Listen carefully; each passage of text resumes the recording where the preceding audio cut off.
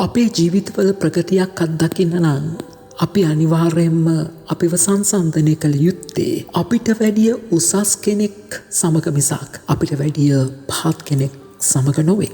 අද සාමාන්‍ය සමයේ 30 වෙනි ඉරිදාවන්දී චතුලෝක්තුමාගේ සුවිශේෂය තුළ දිගහැරෙන්නේ ජේසුස් වහන්සේ පවසන පරිසිවරයා සහ අයකැමියාගේ යාඥාවයි.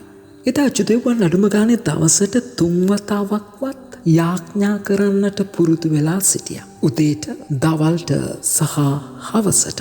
ඒ වගේම ඔවුන් යාඥාව කරන්නට ගොඩක් වෙලාවට තෝරගත්තේ දේවමාලිගා පරිශ්‍රයයි.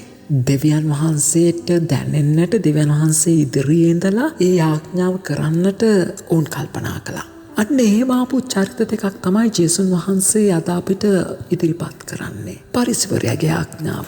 මේ පරිසවරයා තමන්ගේ යාඥාවේදී කියනවා මම නිරන්තරයෙන්ම निराहारශීලීව ඉන්නවා. මම උපවාස රකින්නවා. මම පෞකාරයක් නෙමෙයි. මම පරදාර සේවනය කරලා නැහැ. මම අඩුම ගානේ අර දුරට වෙලා යාඥා කරන අයකැමියා වගේ පෞකාරෙක්වත් නෙමෙයි කියලා පවසනවා.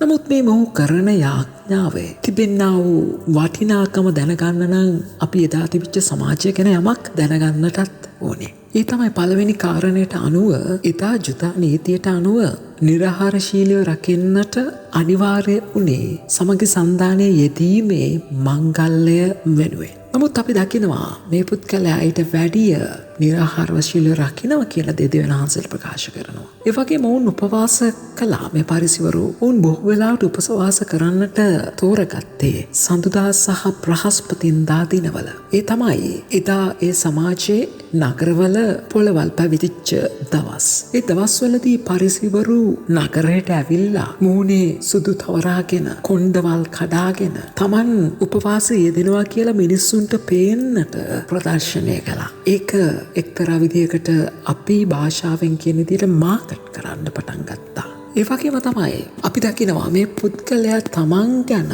වර්ණනාවක් කරගන්නටයි මේ දෙවියන් වහන්සේ ඉදිරියට එන්නේ. ඒකද යාඥාව. මේ අය කැමියව පල්ලහැට දාලා තමන් ඊට වැඩිය උසස් කියලා කියාගන්න එකද යාඥාව කියන්නේ. ඕකල යාඥාවක් නොවේ කියන එක අපි තේරුම් ගන්නට ඕනේ. අනිත් අතට අපි දකිනවා අය කැමියා තමන් ගැන හරියාකාර තේරුම් ගැනීමකින් යුතුව තමන්ගේ පාප හඳුනාගෙන තමන්ගේ දුර්වලකම් නිසි ලෙස පහදාගෙන ඒ පාපී භාවයට මනස්ථාපනය වෙනමින් තමයි දෙවියන් වහන්සේට යාඥා කරන්නේ තමන්ගේ ජීවිතය වෙනස් කරගන්න. ස්වාමින් වහන්සේගේ ඒ ශක්තිය බලය ඉල්ලවේ. තමන්ගේ නිහතමානීකම තුළ ඔහු දෙවියන් වහන්සේ ඉදිරියේ වැඳ වැටීම තුළ තමයි ඔහුගේ ජීවිතේ ප්‍රගතියක් ඔහු පෙන්වු කරගන්න උත්සාහ කරන්නේ. අපිට කියනවා ඔහු අඩුම ගානේ දෙවියන් වහන්සේ දෙසවත් ඉහළවත් බලන්නට අකමැති වුණා. එච්චරට තමන් ගැන පිළිකුලක්